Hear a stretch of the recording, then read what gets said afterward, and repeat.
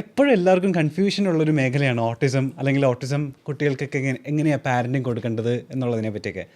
അതിൽ വളരെ സാധാരണമായിട്ട് ഒരു കോമൺ ആയിട്ടുള്ള ഒരാൾക്കുണ്ടാവുന്ന കുറച്ച് കുറച്ച് സാധനങ്ങൾ നമ്മൾ ഫീഡ് ചെയ്യപ്പെട്ടിട്ടുള്ള കാര്യമാണ്. അതിൽ ഏറ്റവും ആദ്യത്തെ സംഭവം, എല്ലാ ഓട്ടിസ്റ്റിക് ആയിട്ടുള്ള ആൾക്കാരും ഒരുപോലെയാണ്. നമുക്ക് അവരെ കണ്ടു കഴിഞ്ഞാൽ എളുപ്പം മനസ്സിലാവും എല്ലാവരും ഒരുപോലെ ആയിരിക്കുന്നതെന്ന്. അതൊരു മിത്ത് മാത്രമാണോ, അങ്ങനെ തന്നെയാണോ? അത് മിത്തല്ല. ശരിക്കും പറഞ്ഞാൽ ഓരോരുത്തരും ഡിഫറെൻ്റ് ആണ്. ഒരാൾക്കാർക്ക് മേ ബി ഇവരുടെ ബിഹേവിയേഴ്സ് ഒക്കെ ഒരുപോലെ ആയിരിക്കാം. ഇവർക്ക് കുറച്ച് സ്റ്റീരിയോട്ടിപ്പിക്കൽ ബിഹേവിയേഴ്സ് ഉണ്ട്. കണ്ണി നോക്കാതിരിക്കുക, പേര് വിളിച്ചാൽ നോക്കാതിരിക്കുക, ചില സ്റ്റീരിയോട്ടിപ്പിക്കൽ ബിഹേവിയേഴ്സ് ഇവർ കാണിക്കും. കൈയിട്ട് കൊടയുക, ഇതിലൊരു കോർണറിലേക്ക് നോക്കിക്കൊണ്ടിരിക്കുക, പിന്നെ കണ്ണിങ്ങനെ ഒരു സൈഡിലേക്ക് ലാറ്ററൽ ഗേസിംഗ് എന്ന് പറയും.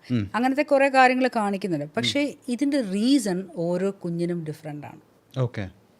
അപ്പോൾ അത് ബേസിക്കലി നമ്മളുടെ സെൻസറി ഇൻ്റഗ്രേഷൻ എന്ന് പറഞ്ഞൊരു മെത്തേഡ് ഉണ്ട്. നമ്മുടെ ബ്രെയിനിൻ്റെ ഒരു കപ്പാസിറ്റി, ഒരു പ്രോസസ്സുണ്ട്. അതിൻ്റെ ഡിഫറൻസ് കുഞ്ഞുങ്ങളിൽ ഓരോ ഓട്ടിസ്റ്റിക് കുട്ടികൾ ഓരോ കുഞ്ഞുങ്ങളിലും വ്യത്യാസമാണ്. ഇപ്പോൾ ചില കുട്ടികളിൽ ഓഡിറ്ററി സെൻസിലെ പ്രശ്നം കൊണ്ടാണ് ആ കുട്ടി അങ്ങനെ ബിഹേവ് ചെയ്യുന്നത്. പക്ഷേ ചില കുട്ടികൾക്ക് വിഷ്വൽ സെൻസിലെ പ്രശ്നം കൊണ്ടാണ്. അപ്പോൾ ഇനിഷ്യലി ഇത് ഏത് സെൻസിലെ പ്രശ്നം കൊണ്ടാണെന്ന് മനസ്സിലാക്കിയാൽ മാത്രമേ അതനുസരിച്ചിട്ടുള്ള ടൈലർ മെയ്ഡ് ട്രീറ്റ്മെൻറ്റ്സ് നമുക്ക് കൊടുക്കാൻ പറ്റുള്ളൂ. ഓക്കെ. അപ്പോൾ basically it lies on 7 senses. നമുക്ക് 5 സെൻസ് നമുക്ക് കോമൺ ആയിട്ടുണ്ട്. കണ്ണ്, കാഴ്ച, കേൾവി നമുക്കറിയാം. അത് കൂടാതെ നമുക്ക് 2 സെൻസും കൂടെ ഉണ്ട്, വെസ്റ്റിബുലാർ ആൻഡ് പ്രൊപ്രിയോസെപ്ഷൻ എന്ന് പറയും. അപ്പം ഡോക്ടർ നന്നായിട്ട് സംസാരിക്കുന്ന ഒരു മേഖലയാണ്. ഡോക്ടറുടെ റിസർച്ച് ഏരിയ ഒക്കെയാണ് ഈ വെസ്റ്റിബുലാർ. ഓട്ടിസം ഉള്ള കുഞ്ഞുങ്ങൾ പ്രധാനമായിട്ട് ഫേസ് ചെയ്യുന്ന ഒരു പ്രോബ്ലം എന്ന് പറയുന്നത് സെൻസറി ഡിസിൻറ്റഗ്രേഷൻ എന്ന് പറയും. ഓക്കെ.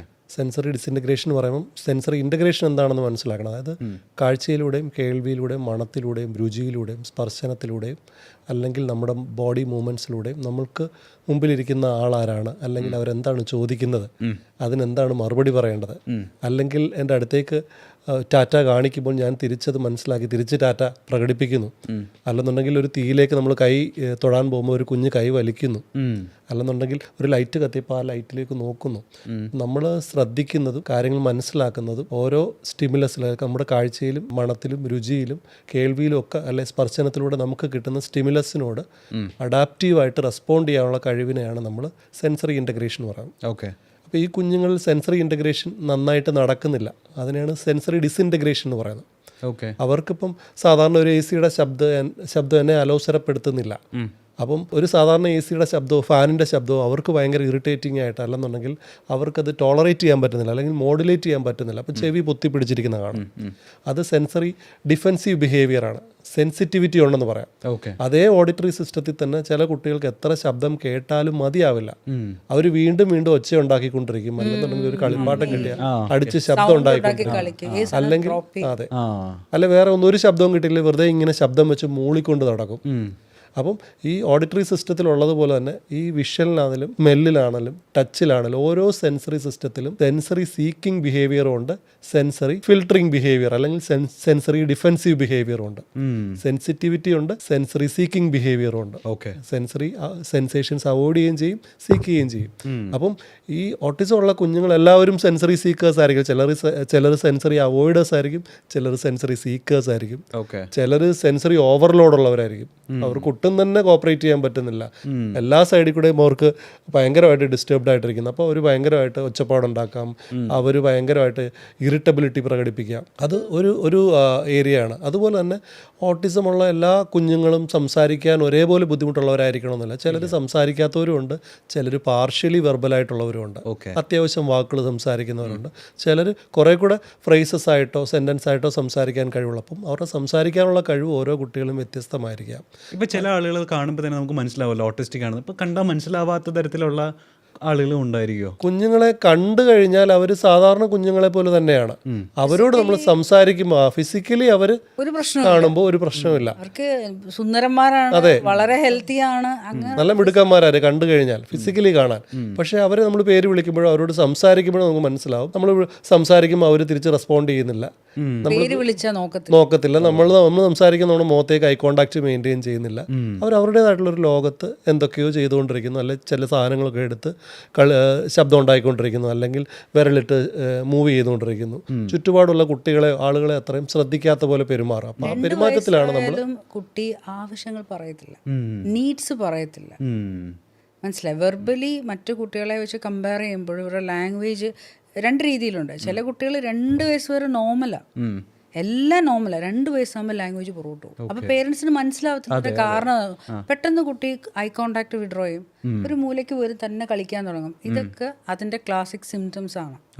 മനസ്സിലായി. രണ്ടാമത്തെ കാറ്റഗറി ജനിക്കുമ്പോൾ മുതൽ തന്നെ മൈൽ സ്റ്റോൺസ് ഡിലേ ആണ്. 1 വയസ്സാകുമ്പോൾ ഒരു കുട്ടി 5 മുതൽ 6 വാക്കുകൾ പറയണം. 2 വയസ്സാവുന്ന കുറിച്ച് 2 വാക്ക് ചേർത്ത് ആവശ്യങ്ങൾ പറയണം. 50 കാര്യം പറയണം. അമ്മ വെള്ളം, അച്ഛ പോണം, ഇതൊന്നും നീഡ്സ് ഒന്നും ഈ കുഞ്ഞുങ്ങൾ എക്സ്പ്രസ് ചെയ്തില്ല. അപ്പോൾ ലാംഗ്വേജ് ഒരു ക്രൂഷ്യൽ മൈൽ സ്റ്റോൺ ആണ്. കമ്മ്യൂണിക്കേഷൻ, ബിഹേവിയർ, ലാംഗ്വേജ് എല്ലാം നമ്മൾ എപ്പോഴും പേരൻസ് ചെക്ക് ചെയ്യണം. ജനിച്ചു കഴിഞ്ഞ് ഇത്ര നാളിനുള്ളിൽ കുഞ്ഞിന്ന കാര്യങ്ങൾ ചെയ്യണമെന്നുള്ളൊരു ബോധം ഓരോ പേരൻസിനും ഉണ്ടാണ്. കാരണം കുട്ടികളുടെ ഈ കാലാകാലങ്ങളിലുള്ള മൈൽ സ്റ്റോൺസ് ശരിയായിട്ട് അച്ചീവ് ചെയ്യുന്നുണ്ടോയെന്നുള്ളത് നമ്മൾ തിരിച്ചറിയണം. ഇപ്പോൾ ഡോക്ടർ പറഞ്ഞ പോലെ തന്നെ 1.5 വയസ്സുള്ളൊരു കുട്ടി 25 വാക്കുകളെങ്കിലും പറയണം.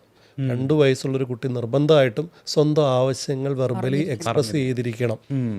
ഇനി കാറ് വേണം, അല്ലെ ബിസ്ക്കറ്റ് വേണം, വെള്ളം വേണം, ടാറ്റ പോകാം, 2 വാക്ക് കൂട്ടിയിട്ട് ആവശ്യങ്ങൾ പറഞ്ഞ് മിനിമം തുടങ്ങിയിരിക്കണം.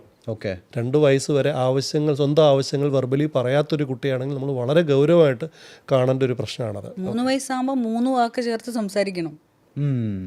എനിക്ക് വെള്ളം വേണം. 4 വയസ്സാകുമ്പോൾ 5 വാക്ക് ചേർത്ത് സെന്റൻസ് ആയിട്ട് പറയണം.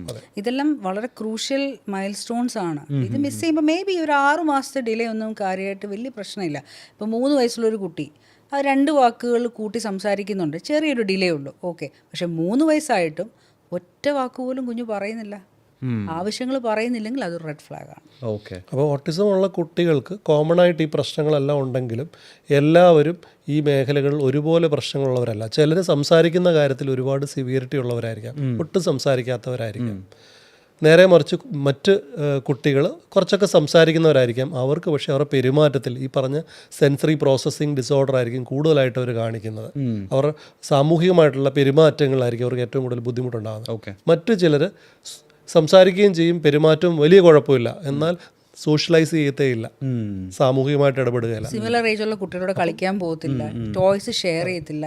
ഒരു ഗ്രൂപ്പിലൊക്കെ പോയി കഴിയുമ്പോൾ നമ്മുടെ കുട്ടി റൂൾ അനുസരിച്ച് കളിക്കത്തില്ല. അതായത് മോനെ ആദ്യം ഞാൻ എണ്ണാം, നീ എണ്ണിക്ക്. ലൈക്ക് പിള്ളേർക്ക് എപ്പോഴും ഒരു സെറ്റ് ഓഫ് റൂൾസ് ഉണ്ടാവും.